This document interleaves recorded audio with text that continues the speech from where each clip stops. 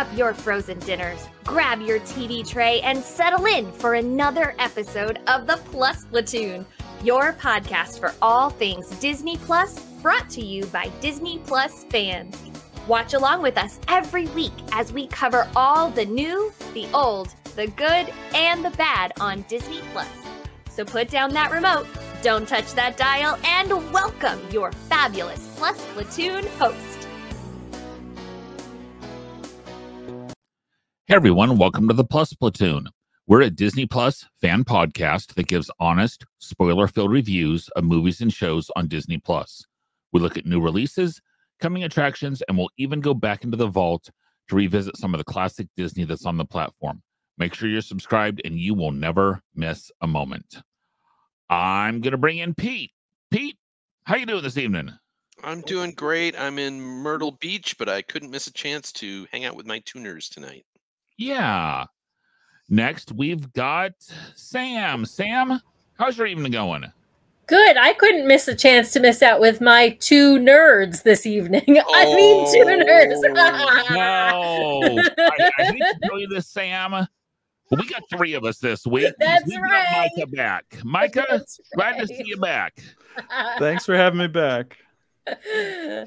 It is so good to have Micah back, our resident Marvel expert. For sure, yeah. Yeah. Yeah, whenever we're talking Marvel stuff, we always try to have Micah here because he can give us that deep dive into the comics that the rest of us don't really have. Yeah, so it's awesome. Misspent youth, yes. Well spent youth. Yes. You never knew when you were reading all those comic books that Disney was going to recreate them all at someday, and you were going to have a place on a podcast like this. Yeah, I thought that, I was always going to be the oddball, and suddenly it's become cool and popular, and it's one of those cool and popular came to me, not me coming to it. So it's weird. So, yeah. Who'd have thunk it, right? Exactly. Comic books would be cool. Yeah. Guys, if you haven't already, please like, subscribe, share, like us on Facebook, Twitter, Instagram. We are all over the place.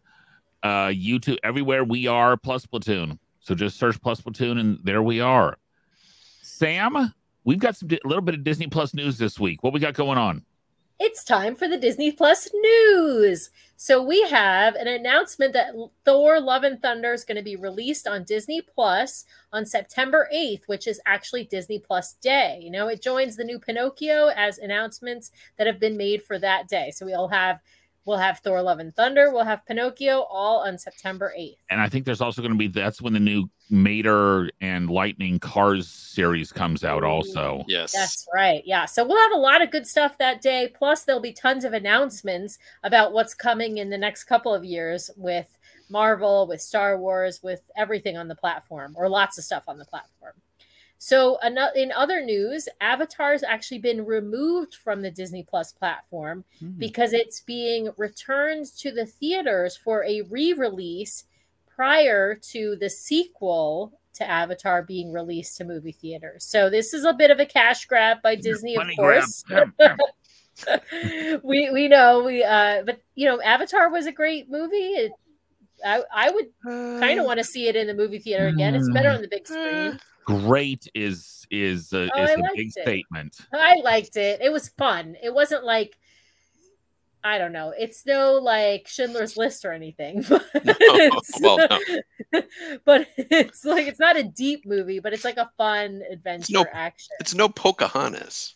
Oh, wait, it is Pocahontas. It is Pocahontas. It's Fern Gully. Wait, sorry, not Disney. And last but not least, Disney Plus is developing a live-action King Kong, and it would explore the origins of Kong as well as Skull Island. Do we know if this is a TV series or a movie? It will be a dramatic TV serial series. Interesting. So, yeah, we'll see. That one confuses me because I'm pretty sure that Universal has the rights to, at least the movie rights for King Kong. So maybe not anymore. Maybe not. The series rights. Remember how like everybody used to say, "Oh, isn't Anastasia Disney?" And you'd have to say, "No, it wasn't." Yeah. Well, but now it is, right? Like everything of it, like The Simpsons. No, it's still not a Disney movie. Everything eventually gets owned by Disney. So someday. including us someday. No, anyway. We're waiting. We're waiting. Yeah, I was about to say. All right. Thanks, Sam. Well, guys, this week, as we have discussed, we have She-Hulk has premiered. We have one episode of She-Hulk. And I'm going to start with Sam. Was this a banner start to the series? You're so punny, Derek. Was this a banner start? Okay, so I guess so, because it had Bruce Banner in it, right? You know, I'm going to say this one was a mixed bag for a start. I don't think it grabbed me like some of the other Marvel series grabbed me from episode 1. Although I would say Moon Knight didn't really grab me from episode 1. But this one, like, it was complete background, right? It was just telling us how She-Hulk became She-Hulk and how she's back, like, working her regular job as a lawyer and in society rather than off trying to control her anger. There were some real funny moments in this story, but I have to say, I wouldn't call it a banner start, to be perfectly honest. I thought it was kind of meh. I really didn't like the origin story. I'm going to spoil this right now. So if you haven't watched this, please, if you haven't watched She-Hulk premiere episode, just stop right now, go watch it, and then come back to us in about 35 minutes because it's a pretty short episode. But I mean, they get in a car accident because there's a spaceship, and then she's got a cut and Bruce has a cut and his blood drips directly onto her cut just by happenstance. And because their blood mixes, now she's a She-Hulk. I just thought that was really just super pedestrian, like a really dumb way to give her powers. Like, they couldn't have come up with some better story. I'm guessing, and I would love for, I'm going to pass it to Mike after I finish talking, because I'm sure he's going to be able to tell us like how She-Hulk really was created in, you know, the comics, because I'm sure that it couldn't have been this stupid. But yeah, so I thought that part was just, like I said, just dumb. And the other part that I didn't like about this episode, like I said, there were some funny moments. I like the actress. Don't love the CGI. I'll be honest about that. It's just too much of it, so it looks too fake. It doesn't look realistic enough. I would have rather they done some of this with just theater makeup and less CGI. But I also don't like that we didn't get like any plot yet. I mean, we got at the very, very end, right? We get her closing argument being interrupted by a supervillain, and that's it. But we really don't get any other plot. We just get this origin story. So yeah, it's like I said, it wasn't horrible, but it didn't capture me. I didn't really like the origin story, but it had some really funny moments. And actually, my favorite moment was her explaining, I'll call her She-Hulk because I can't remember what her name is. She-Hulk explaining to Bruce why she can control her anger, and because she's a woman and has had to deal with controlling her anger basically her entire life. Because I very much related to that explanation. And I think most women will very much relate to that explanation. So, Micah, did you think it was a banner start? And please tell us, what is the real origin story of She-Hulk in the comics? So I think you nailed it with saying that it is a start. I felt like we needed the second half of the episode so that there was some sort of plot development, and we didn't get there. The start is a little different, but it is a transfer of blood. In the comics, there's actually more backstory. Her father, who was a sheriff, had a run-in with a gangster who then later on shoots her after her father's dead. It's sort of a revenge thing. And as she's dying, Bruce comes in and they have the same blood type. So he actually intentionally gives her his blood. And because his blood and her blood mix and there's gamma radiation, then she becomes the Hulk. So slightly different. It felt like they were trying to get rid of backstory and speed up the story. But it's kind of the same kind of, oh, blood transfer, and suddenly you become a Hulk. Though we have seen this in the MCU with Hulk's blood for other things. So in the earlier movies that were before the MCU, I think for both the Abomination and I think the other guy's called the Commander. I can't remember his name exactly. Both of them had a bit of blood dripped on them, and Banner's blood seems to, if it doesn't kill you, it transforms you in some way. Makes you stronger. It's stronger. Yeah. The one guy, it makes his head huge, and he's able to do all sorts of things that way. The other one makes him into another big monster. So origin stories probably similar. I find it interesting that they're tying in where Hulk has been in the past, and his past maybe catching up with him with the spaceship there.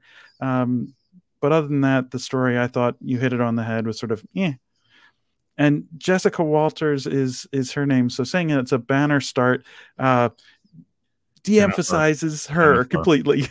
Jennifer. Oh, sorry. I said Jessica. Jennifer Walters. Yeah. First thing my thought was, this is not Deadpool, Marvel. This is not Deadpool. Stop talking to the camera. And if you're going to talk to the camera, at least try and be funny. Well, the fun thing with that is he is modeled after her, not the other way around. Okay, awesome. This didn't work. You didn't think it worked? No, I did not think it was. To me, this was annoying rather than. Yeah, I didn't hate it. Let me put it that way. I didn't love it, Derek, but I didn't hate it. What did you not like about it? It was an eye roll moment. It's really, you're going to use that overused trope within. It reminded me of Zach Morrison's Saved by the Bell, to be perfectly honest, which didn't work then either. But oh no, come on. Say it ain't so. Take it back. Take it back. Don't you defame Zach Morris and Saved by the Bell. Oh, come on. You know I've always been a Screech guy. No, anyway. I bet you had a crush on Kelly Kapowski. Come on, admit it. No. Nope, actually I never did. Pete did. Look on his face. I was almost not quite old enough.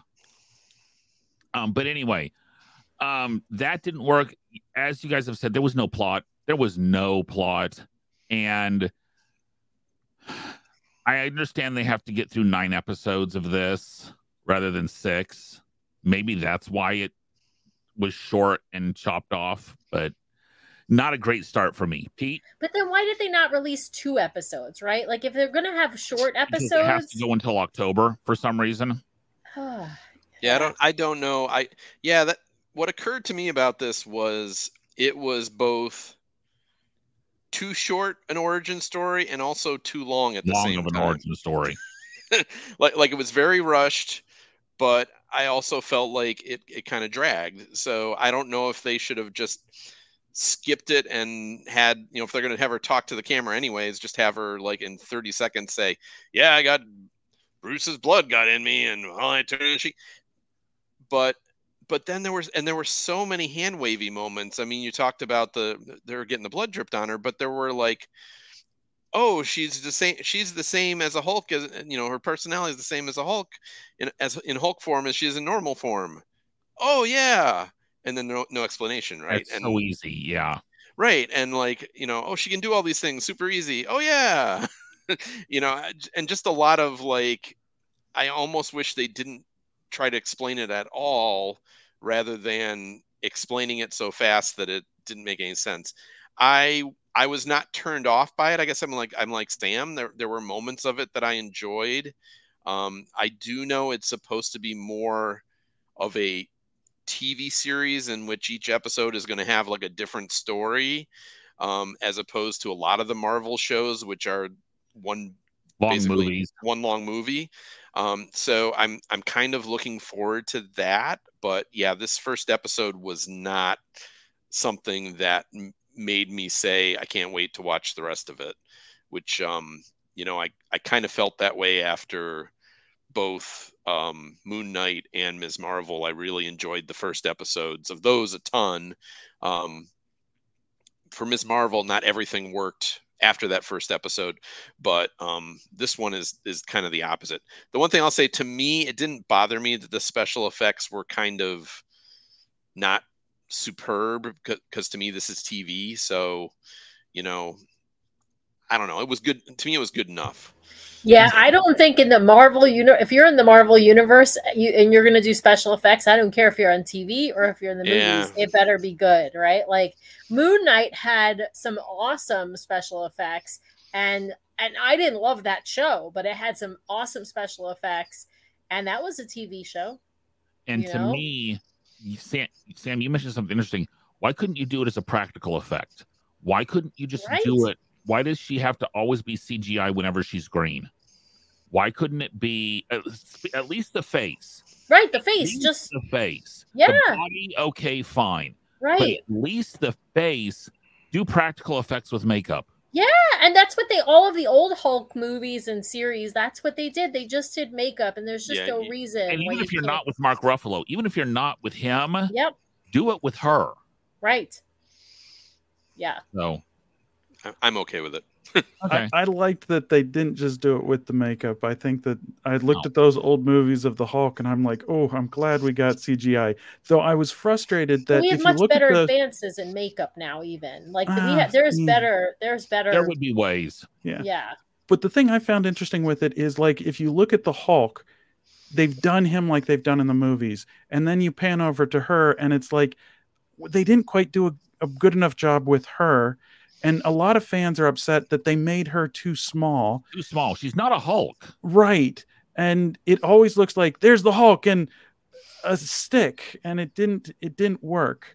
And they needed, if they were going to make her smaller, him in comparison, it didn't work with that size. Well, they were trying to make her too feminine looking. And I'm like, if she's a Hulk, she doesn't need to be feminine looking when she's in her Hulk form, just when she's in her lawyer form, right? And this kind of ties us, Sam, into our next question of, okay, we've kind of seen how she is in both forms now. Micah, I'm going to go to you on this one because you're the one with this information. Is this kind of how she was then, or is she just kind of a skinny, empty green shadow of herself in the comics? Well, the interesting thing with her as the comics, and I think that Deadpool is a male version of her. So she came out in the 1980s, I think it was 1980, where he was Deadpool, I think, first came out in 91. So her role has always been a little bit lighter. And I think the breaking of the fourth wall, she does it in the comics often. And it's seen as she doesn't take herself as seriously, except when she's a lawyer, prosecuting a case. But all the time as a Hulk, it's, I think they're trying to bring some of the elements of the early comics. I didn't read those because I just didn't get into them as much until she was a part of other teams and taking it a little bit more seriously. But she's always had sort of this lighter angle on it. So having her, lighter as far as the characters that she plays up against, how seriously she takes the fights, it's all a much lighter approach. So I think they're actually sticking with some of the role of the comics. What about physically, though? Like, does she look as skinny in the comics as she does as Hulk? I mean, right? Not as the normal Jennifer. Does she look that skinny? Because she doesn't look like she just looks tall, and I guess she's got shoulders, but she doesn't look hulky enough. I think they did. As we've gone on, so into the 2000s, they've made her much bigger. Some of the early ones, you think about any depictions of women in the 1980s. So over-sexualized, just bigger shoulders. I do like that they've done different style of her hair, and that fits with the comics that it changed her hair when she hulked out. But unfortunately, it's closer to what we had in the 1980s and not the images that we're seeing now in the comics, which I think we could have skipped the 1980s and jumped straight to 2022 and get I want her to look like Louisa from Encanto, right? Yeah. And I wonder, but green, obviously. And I wonder if Marvel didn't have the same issue. Someone didn't have the same issue that they did with Louisa. They got a lot of pushback on Louisa being the size she was. I agree. I've seen comments different places on different comment boards that they were made to tone her down from a Hulk to a WNBA player. Is honestly kind of what she reminded me of. Yeah. Tall, she's 6'8" and got big muscles. Okay, ooh, ooh. How is she a Hulk? Yeah, I guess I'm with you, Derek. I want her to look more like Louisa, and I know they fought for Louisa to look like Louisa looked in Encanto, but to me, Louisa Green is what a She-Hulk should look like. Yes. Yeah, I wonder if there were also like trying to be careful about overly sexualizing the character, though. And so when she, Micah, you want to pick this one up? Because Micah, you need to pick this one up because you and I have had conversations on this one. So one of the things is because it's sort of lighter, she is making fun of comic book readers sometimes she is over-sexualized intentionally. And part of that breaking the fourth wall in the comics and making fun of things was she often would do that. And this is the comic character who, like, she slept with everybody in the comics. Yeah. It's you barely have a male character who's one of the leads in a comic that she hasn't slept with, and it's part of this. She is over sexualized, and she's going to make fun of that. And it's kind of this. I know what kind of a reader that I'm coming to, and I'm going to make fun of you as you're reading it. So I'm not sure how much of that is going to come through in the comics, but I think it's going to be part of. I mean, in the TV show, but it's going to be part of it, I think. Well, I think they might. Just let me do one thing, Eric. I think they might do it from a personality standpoint, but I'm wondering if they don't want to physically do that by making her really big and rip her clothes and everything like that. Because that's the other thing is, like, you notice, like, the Hulk, all his clothes come off, right? Well, for her, it is just kind of like her shoulders ripped a little at the seams and things like that. So, well, that's because she knows to wear spandex. Remember, he coached her. Although I have to say, I didn't think her trial outfit. I will tell you, there are more breathable and stretchy materials than what she was wearing for her closing argument. So she didn't do a great job with her selection of suits and her selection of her button-down shirt. I would not recommend button-down shirts if you're going to Hulk out in the middle of trial. You should wear stretchy or more flowy fabric. Then button-downs don't work for that. So that's my criticism about that. But I actually don't think they over-sexualized her. No, I'm saying that they did not. Yeah. And but I think making her bigger wouldn't have over-sexualized her. That would have only happened if they made her boobs bigger, right? So I can say that because I'm a woman, so I'm going to say that.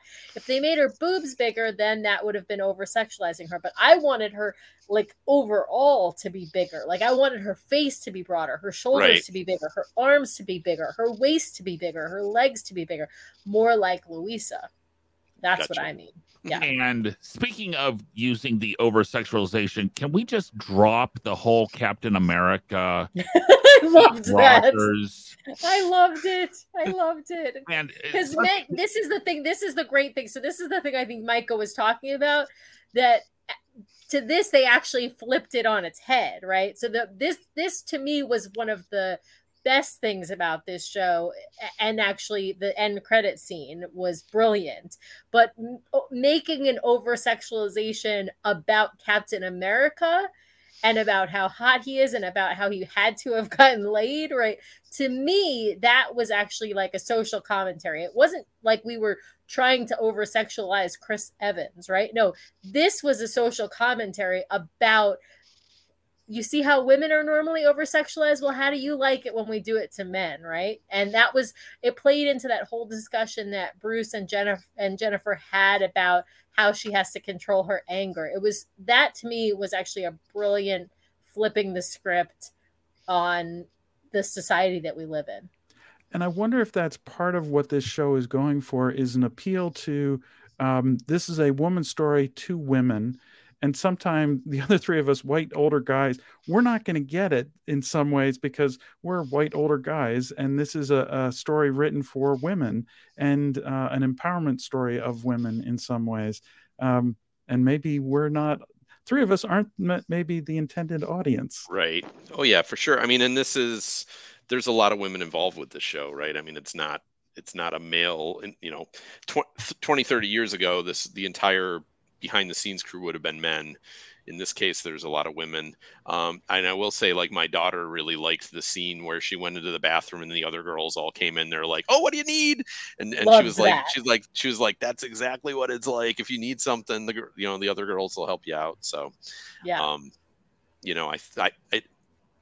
It's probably more, directed at women. So, But then what Kate happens back right to see what outside she the thinks, right? but Pete, but exactly what happens right outside of the bar, though, it then Mhm. brings you back to the real world also. So this is these were some. I mean, that was obviously a very cringy moment, I'm sure, for everybody. But a woman getting harassed when she's alone by four men outside of a bar, that stuff happens all the time in real life, right? So the fact that she had a way of protecting herself was kind of awesome too, right? But it was also another sad commentary about the world we live in. So like I felt like I said, there were some really great moments in this show because of these things. But I agree with you, Micah. I don't think that the three of you are probably not the target audience. I'm probably closer to the target audience. In fact, I might be like the microcosm target audience because I'm also a lawyer. But so I might be the sub target of the target. But I do think that, I do think men can recognize these things on the screen and enjoy, some of the comedy behind it. But I agree. I understand why for Derek, that was a cringy moment. And for me, that was like the Captain America, that was like a yes moment, But I will also say I would have been just as cringy if they'd gone through Black Widow's conquest. Oh, totally. Totally. No, I get that. I get that because you are a decent human being, Derek. But this to me was like, it was just about, it was a social commentary and playing a joke on that social commentary. So that, to me, that's what it was. And that's why I thought those moments, or a handful of those moments, were brilliant during the show, even though overall I didn't love this episode. And I think that's something that flipping the script is something from the comics that I think we're going to see a lot more of who is the person who chases after other partners. It's often the male chasing females. Suddenly we've got a Hulk who's massive, who no guy's going to be able to pick on her, push her around, do anything like that. And now she is the person who comes from power into relationships and seeks out men, and that it flips the script. And that's what she's done in the comics. And I think we're going to see that in the TV show as well. And for some of us, that's going to be like, ooh, we're not used to seeing this, and it makes us uncomfortable. And it's done intentionally, I think. Pete, you were mentioning, this episode didn't quite do it for you. What is it going to take? What do you want from the series? What's the series going to have to do to be successful? Well, I want it to continue with its lighter tone. I'm happy with it continuing to show a view from a feminist point of view, or whatever you want to call it. That's all great. I really hope what they talked about the series is that what they do, which is little more of a serialized case of the week type thing, because we've had so many of these Marvel shows that are just, as we say, 6-hour movies that, there's a cliffhanger at the end of the episode, but otherwise it's just this giant single story. And why are you pointing at me? Because you're exactly right.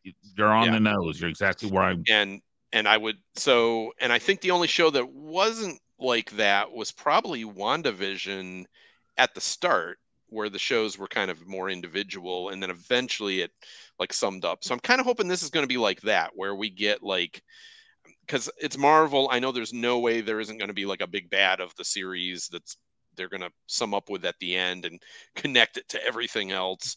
But I hope we get a lot of episodes that are, okay, I can watch this episode. I don't need to have seen the episode before or the episode after to enjoy this one episode.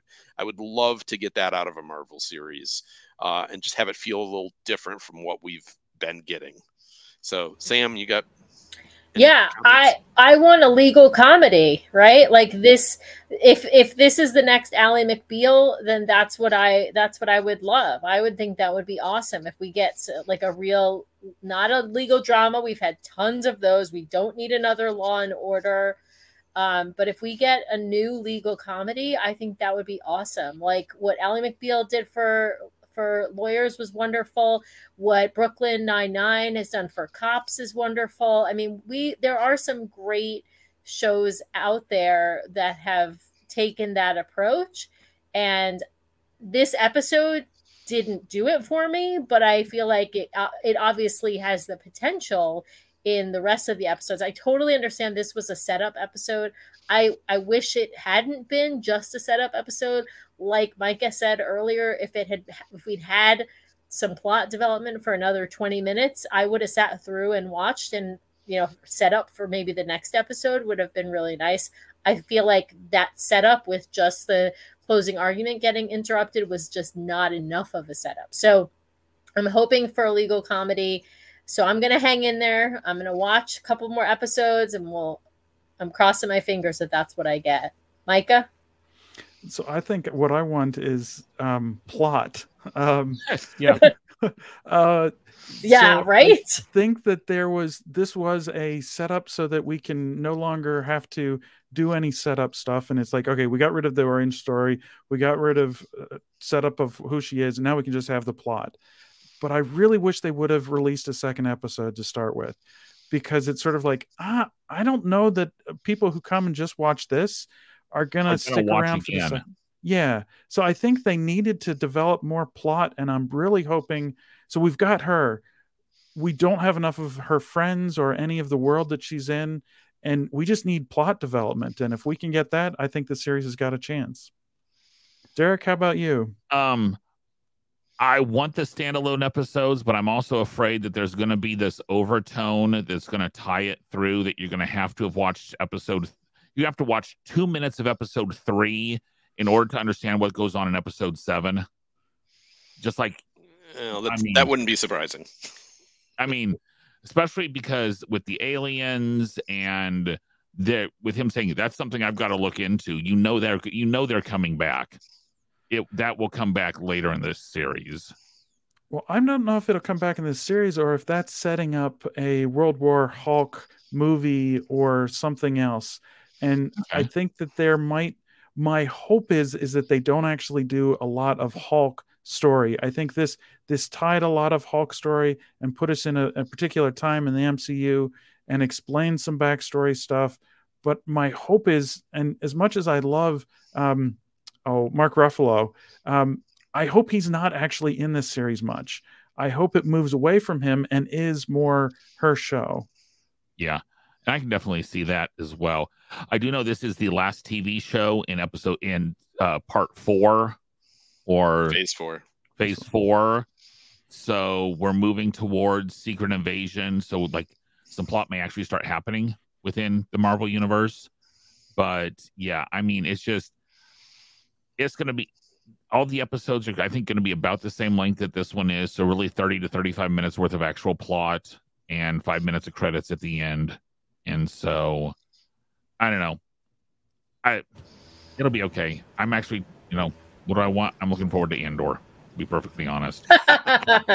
Listen, if this is going to be a sitcom length, so I'm hoping we're going to just really get a sitcom out of it. That's what I'm really hoping. Nice. I don't really need a lot of setup or tie into the movies. Like if this stands on its own as a fun sitcom, I will be happy.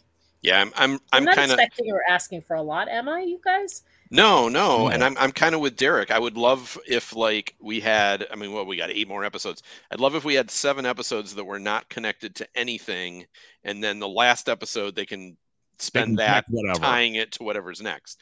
But let's give me, as you say, give me a legal comedy that happens to be about superheroes, and if you can pull that off, that would be a pretty good show. Speaking of superheroes, Micah, do we know who the civil case was against in episode 1? I probably need to rewatch that. I think she's against the law firm, I think, and I don't know who other than the law firm. Is that what you're asking? Well, it's a corporation, so she's actually suing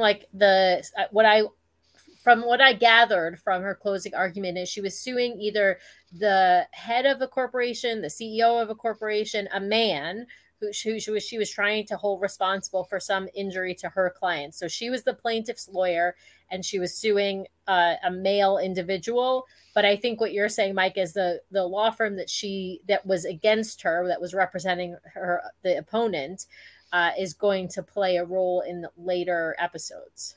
And one of the things is people are wondering if this one was a setup for her, in that law firm is intentionally trying to set her up, and even having the woman come in and smash through just to see her become the Hulk. And it's all a setup to get She-Hulk to be their head of their superhero defense division or whatever. Which is the direction she takes in the comics, right?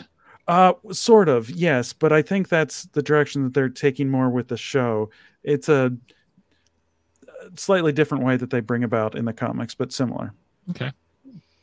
Micah, thank you so much.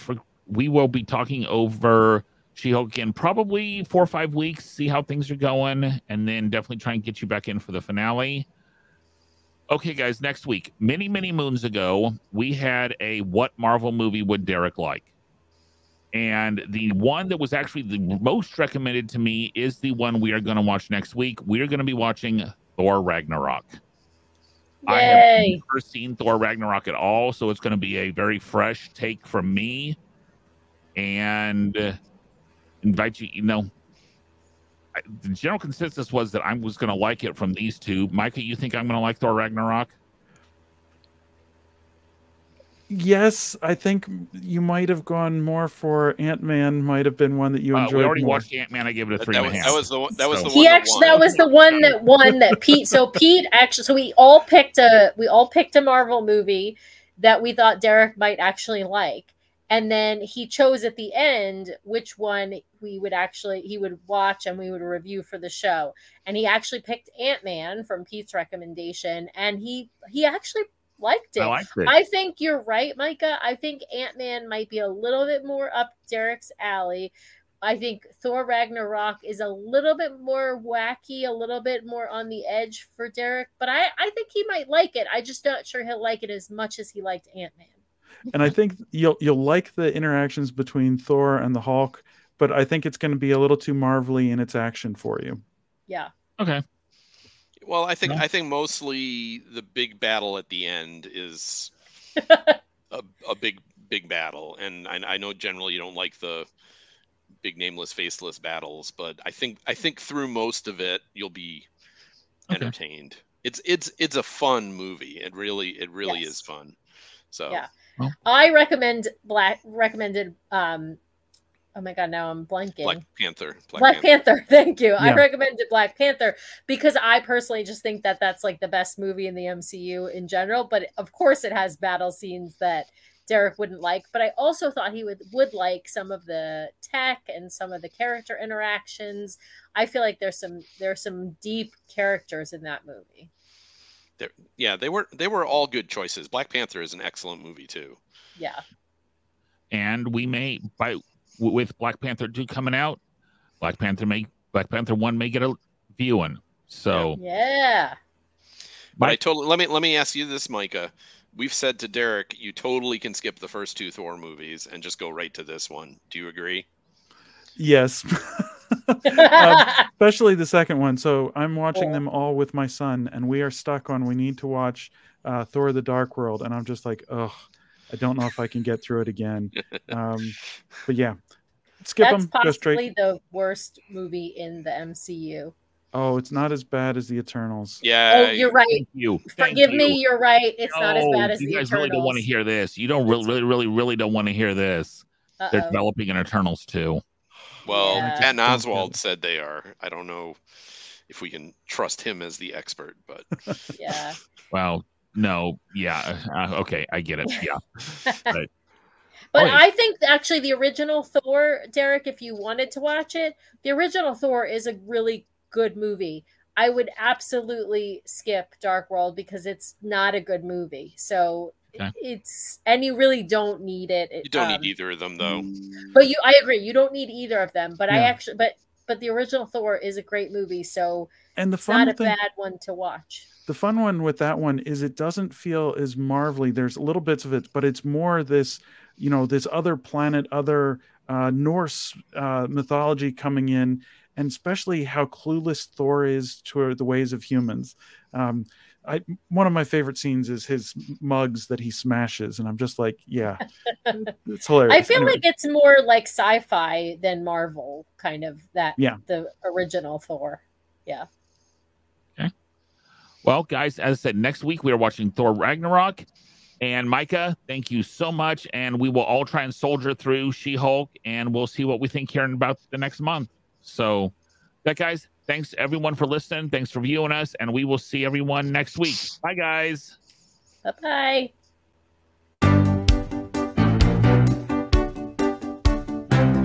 Thanks for watching this week's episode of the Plus Platoon.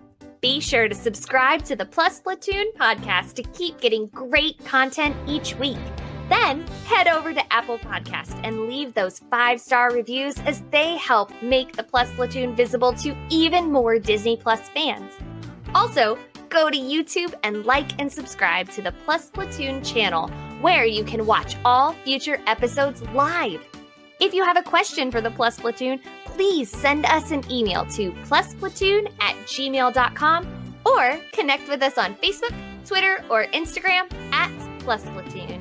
The Plus Platoon is a Disney Plus fan podcast and is not affiliated with the Walt Disney Company or the Disney Plus streaming service. All opinions expressed on the show are solely those of the individual hosts and in no way reflect the views of the Walt Disney Company. Thanks for watching, and be sure to stay tuned for next week's episode, because the Plus Platoon is to be continued.